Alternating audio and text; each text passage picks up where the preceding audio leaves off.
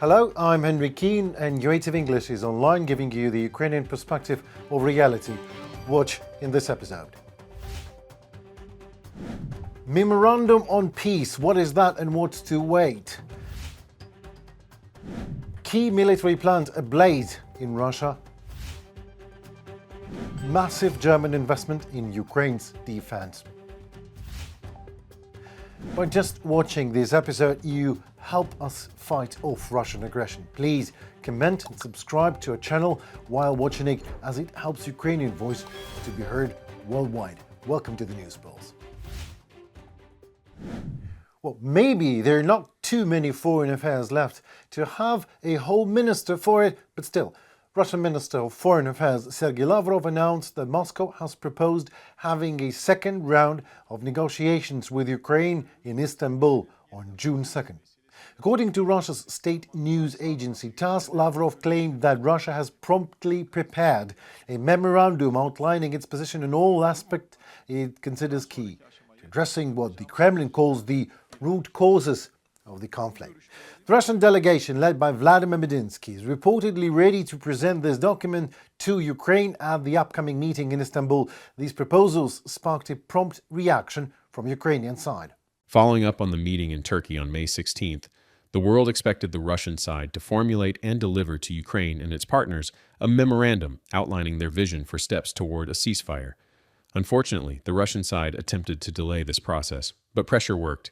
Rustem Umerov, Minister of Defense of Ukraine, on X social network. So Mr. Umerov, as part of the Ukrainian delegation, is quite sure that Ukraine is ready for further talks, while Ukrainian Minister for Foreign Affairs Andrei Sybiha notes that this is yet another Russian trick that aims solely to stage the demonstration of readiness for talks and not actual intent to end the war. Why wait until Monday if the Russians have finally elaborated on their memorandum? After 10 days of reflections and attacks, it can be passed to us right away. We anticipate that the Russian side will not derail the next meeting and will immediately submit their proposals for our consideration as previously agreed. Only a well-prepared meeting has the potential to produce tangible results. Andrei Sybiha, Minister of Foreign Affairs of Ukraine, on X social network.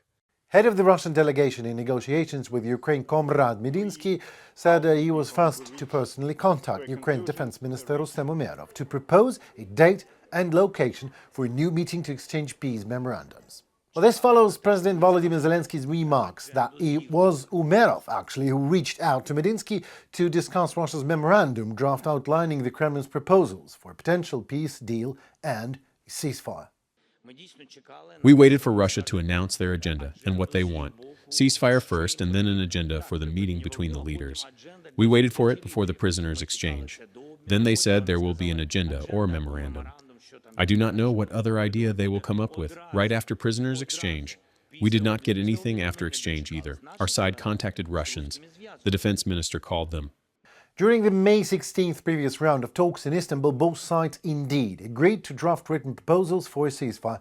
Putin later told US President Donald Trump that Russia was working on its version of such a memorandum, which reportedly includes Moscow's terms for ending the war. The Russian Foreign Ministry has since said the document is nearly finished, while Ukraine's presidential office remains very cautious about that, warning that Russia highly likely could just include unacceptable demands into it, such as Ukraine relinquishing its sovereignty, for example, in this memorandum. Western leaders have firmly rejected giving Russia an absurd veto power it wanted over NATO membership, insisting Ukraine must retain its right to choose alliances on its own. Kyiv, in return, continues to call for strong security guarantees and refuses to cede its NATO aspirations. Putin's ill-territorial demands, including full control of all 4 Ukrainian regions Russia just claimed to have annexed fully, as well as all Crimea. Though Moscow currently controls nearly 20% of Ukrainian territory, including large parts of Donetsk, Luhansk, Zaporizhia and Kherson, its forces continue pushing deeper into Ukraine.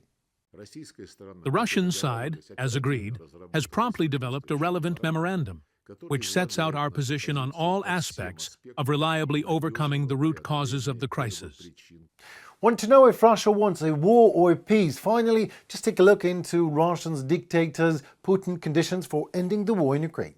That includes a written pledge from all main Western powers to halt NATO's eastward expansions. As simple as that. Putin is also seeking partial sanctions, relief, recognition of protection for Russian-speaking populations in Ukraine, whatever that means, and the resolution of disputes over frozen Russian state assets in the West. Fancy for a quick but captivating detective story? Here's something for you. On the night of May 29th, a fire broke out at the Avangard factory in St. Petersburg, Russia. This factory specializes in microelectronics manufacturing and is considered a strategic enterprise for the Russian state.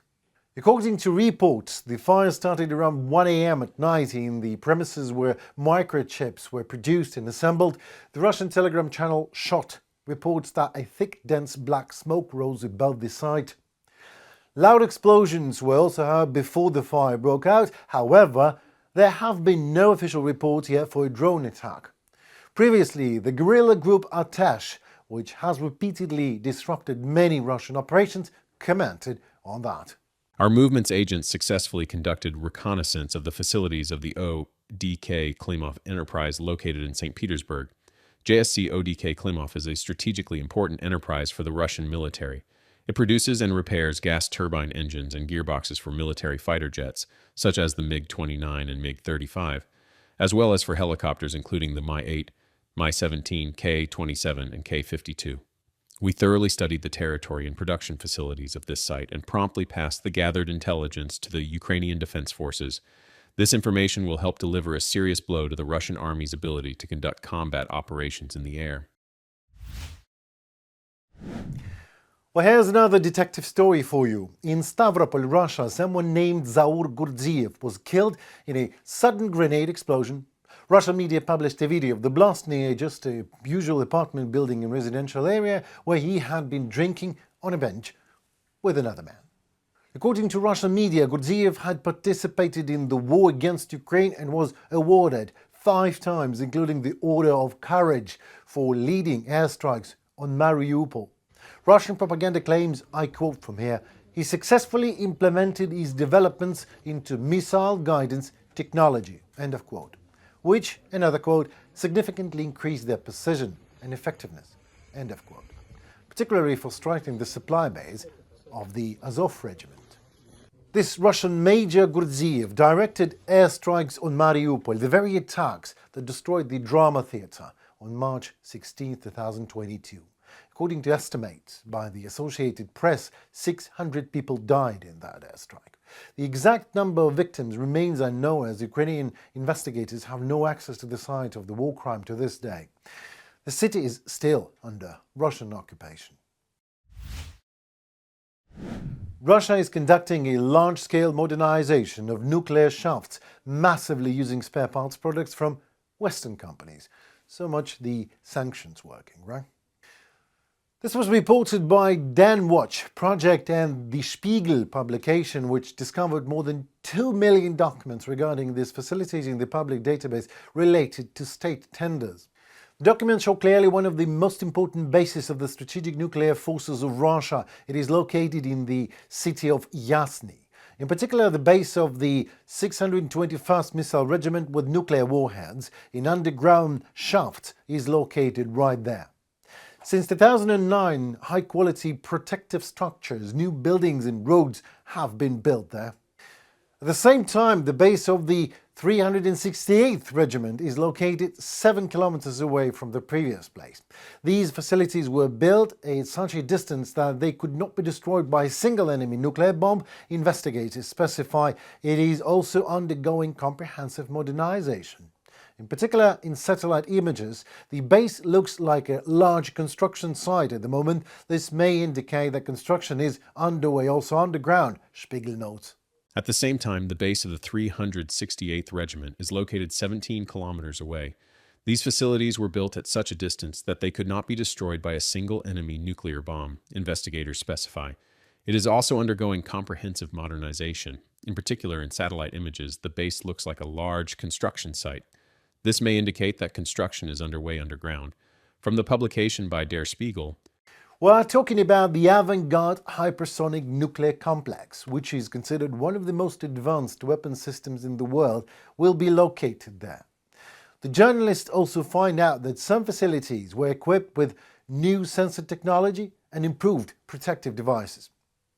For example, the bunkers that house the Avangard systems are now better protected and made of better quality materials.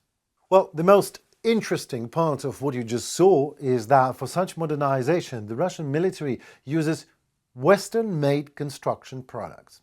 Cement, adhesives, as well as insulation and soundproof materials, and you name it.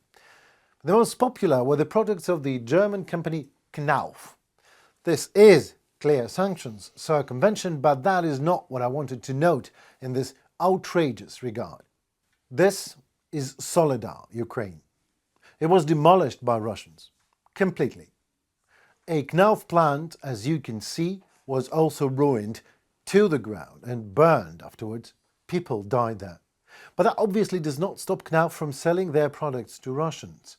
A Knauf representative, in response to a journalist's inquiry, stated that Knauf's Russian subsidiaries sell products manufactured in Russia, I quote from here, almost exclusively to independent retailers and have no ability to influence the choice of the end consumer. Well, sure, business is business, even so it's blood and death and destruction for Ukrainians, but it obviously is just an exclusively independent retail for Knauf. These 2 million documents that Spiegel investigators revealed to the public are unprecedented, absolutely incredible, says Danish nuclear weapons expert Hans Christensen.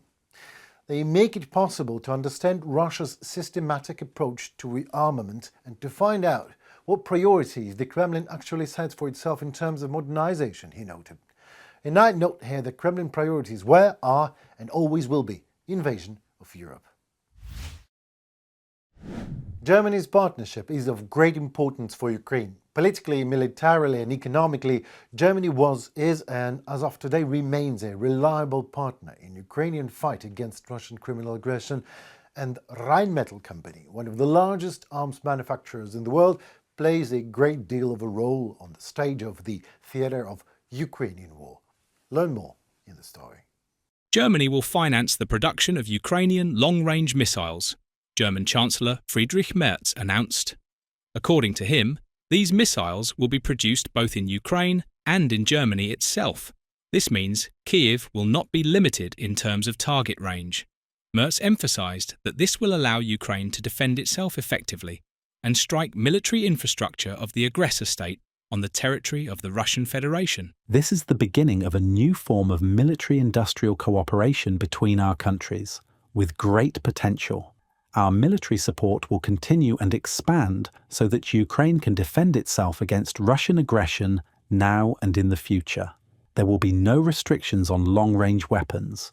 Ukraine will be able to fully defend itself and strike military targets beyond its own territory. We are helping the Ukrainians, and we will continue to help for as long as necessary. Berlin is allocating €5 billion in military aid to Ukraine, Merz said.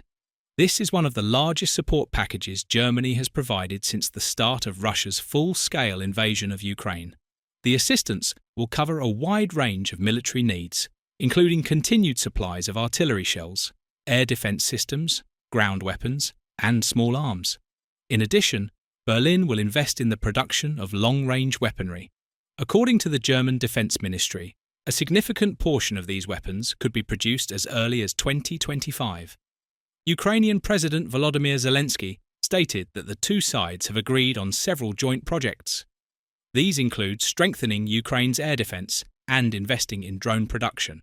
We won't reveal all the details, but today we have agreements on investments in production within Ukraine, primarily in weapons manufacturing.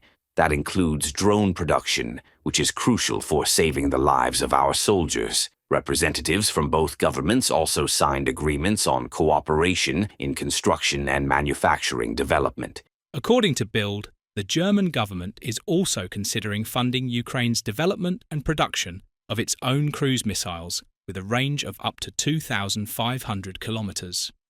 This includes not just research and development, but also mass production.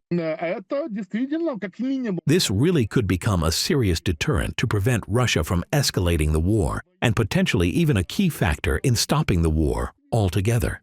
As President Zelensky pointed out, by next summer we could jointly develop a powerful weapons system that, along with diplomacy, could help bring this war to an end, taking into account all of Ukraine's interests.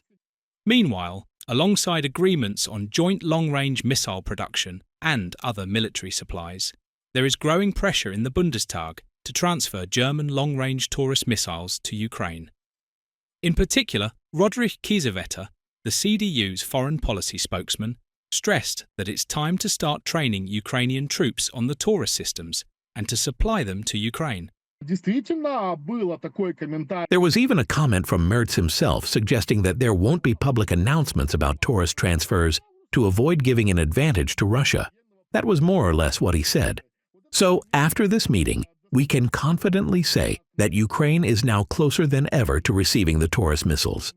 Maybe even closer than the German media is reporting. On May 26, 2025, German Chancellor Friedrich Merz confirmed there are no restrictions on the range of weapons being supplied to Ukraine. This includes British, French and American systems, as well as German-made weapons. Reported by Nikita Skoblikov, UATV News. Well, that seems to be it for today. My name is Ernie Keane. We are UATV English. We were online. Thank you for watching. Your subscription is very important to us as Ukraine is craving the same values that you are: freedom and sovereignty of state. It was News Pools. Stay tuned for more. See you at the next beat. Goodbye.